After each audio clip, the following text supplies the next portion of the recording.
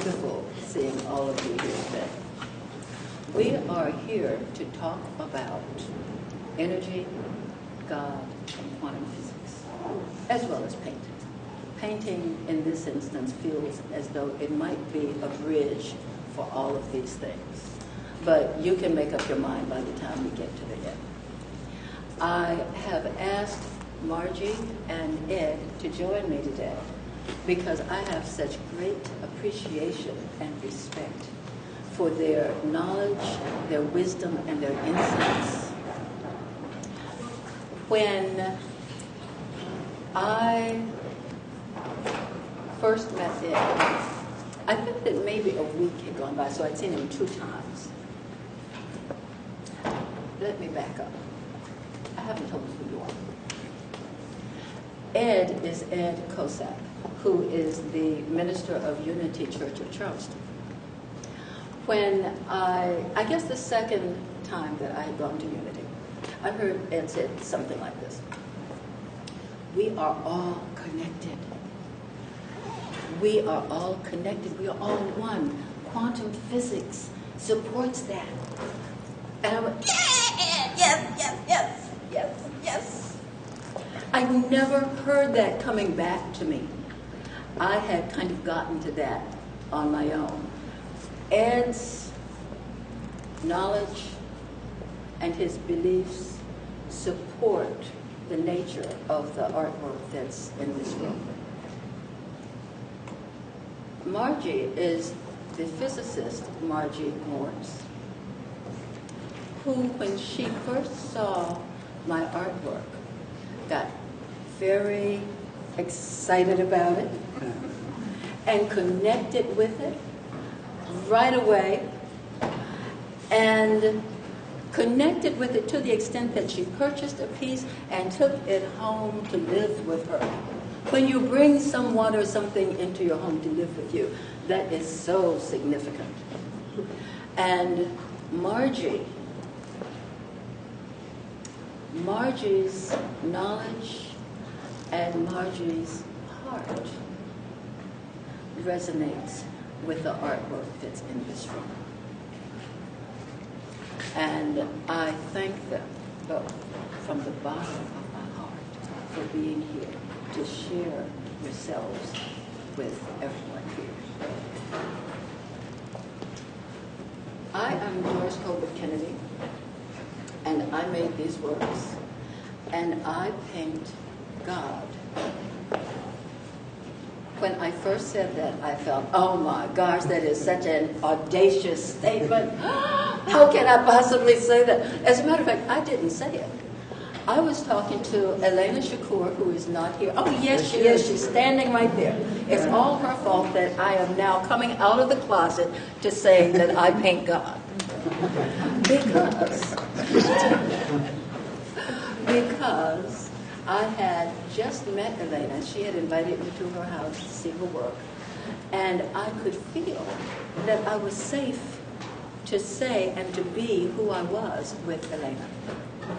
So when I'm looking at her work, and when she asked me, well, what do you do? What kind of work do you do?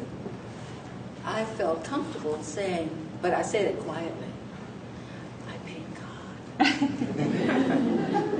Well, lo and behold, the next Sunday we're at Ed's church. She's introducing me to somebody, and she says, she paints God. And I said, oh my goodness. So I guess that we need a little clarification on this.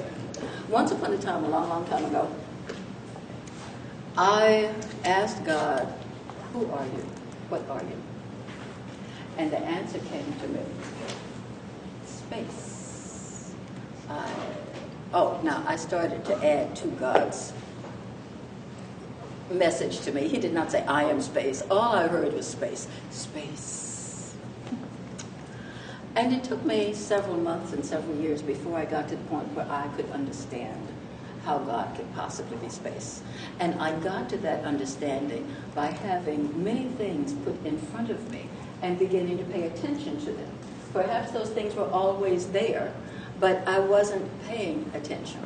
And they came from areas like quantum physics, and they came from ancient Egyptian cosmogony. But I will talk about the first clue that really got me on the right track. And that was the understanding of the brand new model of the atom. Let me just say that the chairs you're sitting in now feel solid. And it's an illusion because it's all space, but I'm jumping ahead of myself. They feel solid, and they're made of atoms. And we know that they're made of atoms, right? We know these chairs, everything, all matter is made of atoms. But what we didn't know, because initially it was thought that atoms were very solid, hard little things like little kernels of corn, but just small, you couldn't see them without a microscope.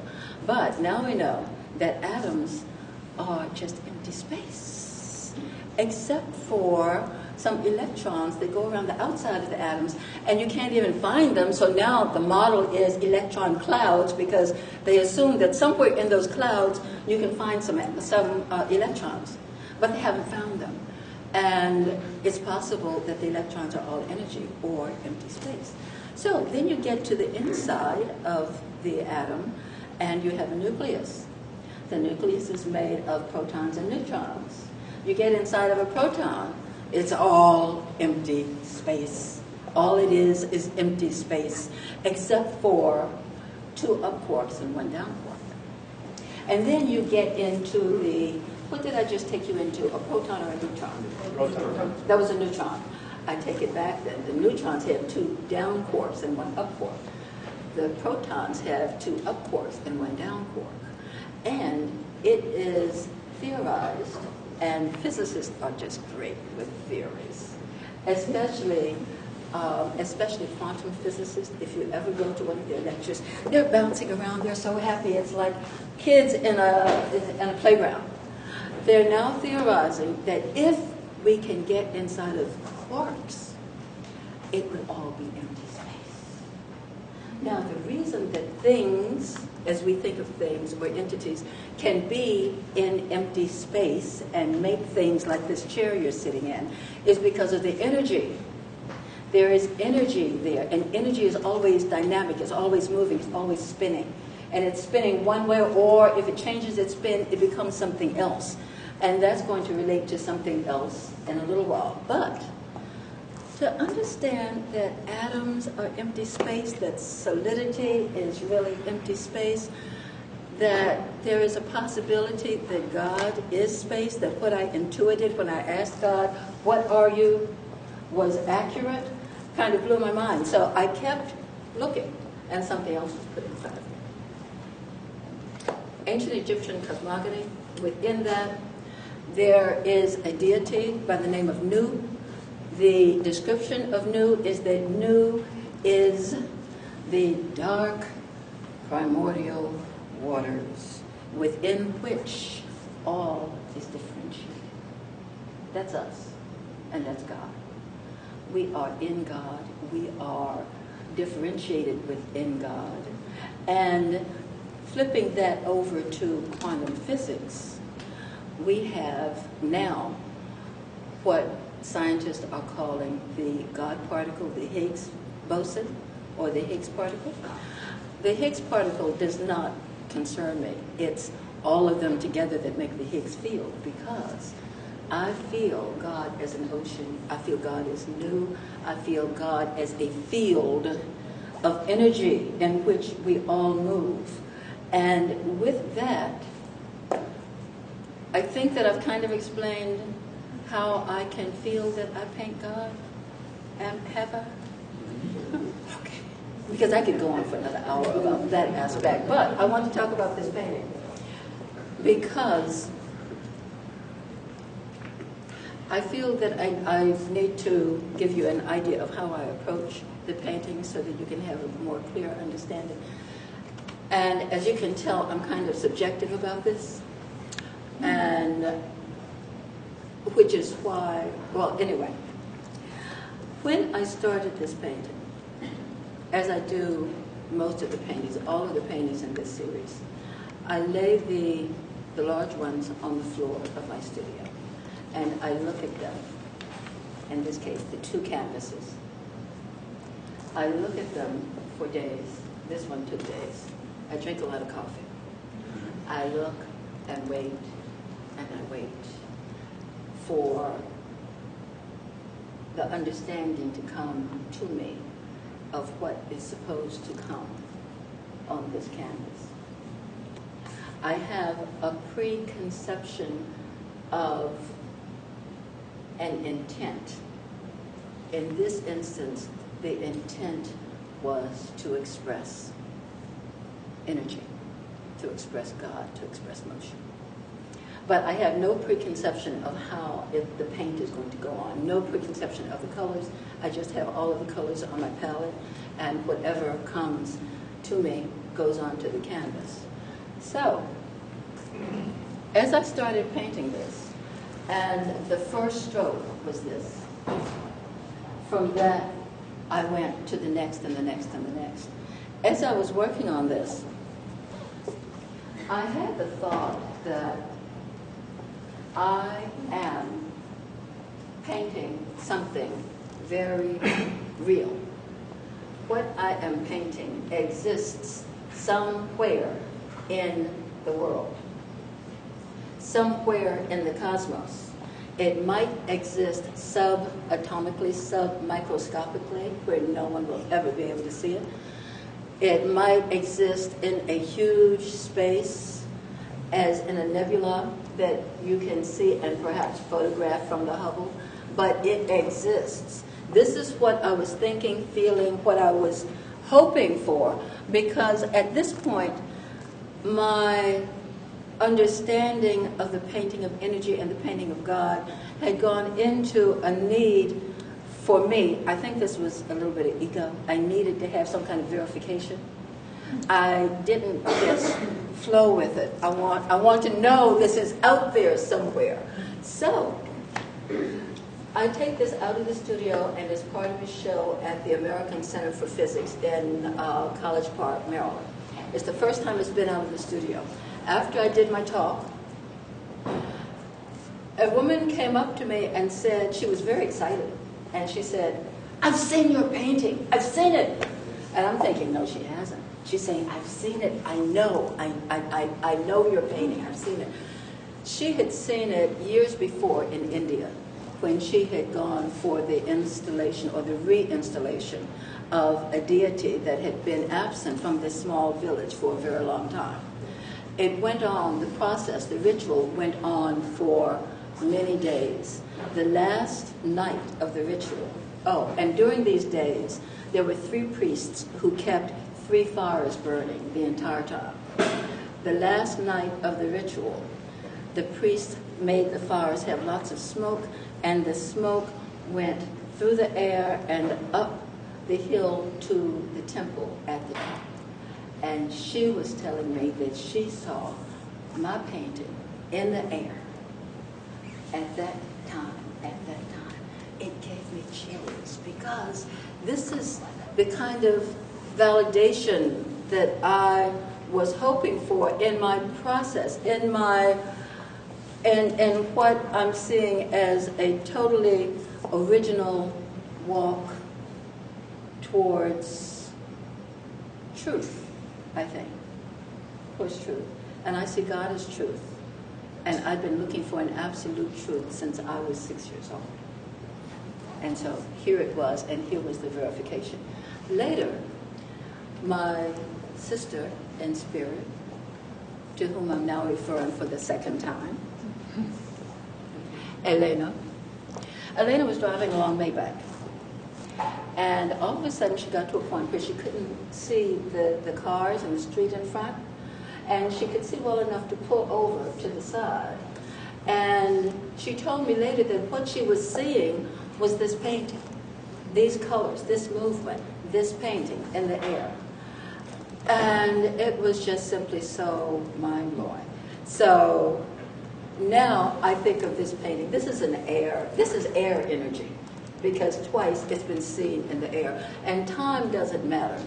When the woman who had seen this in India saw it, it was years before I painted it. It doesn't matter, the arrow of time goes back and forth. The arrow of time gives us the understanding that really time is an illusion, along with this chair as being solid as opposed to space. I'm going to quickly talk about that painting right back here. The title of that painting is Tethered Spin. As a matter of fact, maybe, yeah, I'll just talk about it from here. I was going to go back, but I have leukemia. And I went to my oncologist one particular day, and he said to me, if your lab results stay where they are now, when you come back to me, I'm going to start you immediately on chemotherapy. Well, needless to say, I got angry at my cells for doing this to me. How could they possibly do this? I left the office, I went to my studio, I started painting that painting. And the whole time I was painting, I was berating my cells. How dare they do this? They better shape up. They better get their act straight. They better stop distorting their spin. Because within God, we are all perfect. And if there becomes an imperfection like leukemia, it is there for a reason. And I didn't think that I had given it a reason. So it needed to just stop. I did not expect the leukemia to go away.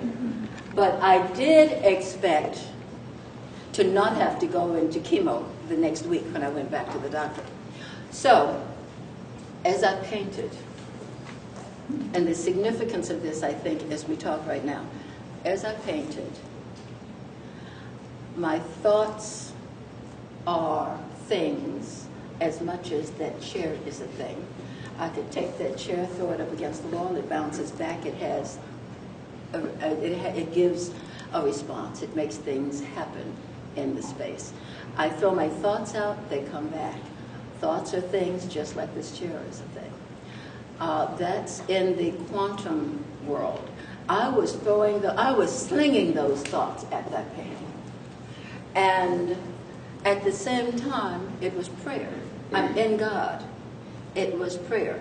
Because my thoughts are going out, and I am asking. I don't have to say, God, please do this. But the mere fact that I want a certain response, being in God, God knows this. And I was definitely putting what I wanted out there. I wanted something different. And I went back to my oncologist the next week. He looked at the lab results that had been taken that morning. And then he looked at me and he said, how did you do that? What did you do? I said, oh, I painted. And he did not understand that then. I think that he understands it now. That was about a year or so ago. So, with that painting, Tethered Spin, I had an approach that was totally different from world sheets, but I still did not have a preconceived idea of what it would look like. I just had a preconceived intention, which was prayer, which was the collapse of the infinite probability quantum waves into a new reality. That's the quantum physics lingo that says the same as God help me with this. So, at this point, let me say that I am just so thrilled that you all have listened, that you've come, that you've allowed me to share this with you. And afterwards, we're going to talk about anything else anyone wants to talk about. And because obviously I am so in it and kind of like this as I talk, I am sure that Ed and Margie are going to bring clarity to every single thing that I just said. Because they come from a position of knowledge and resonance. Thank you all so very much.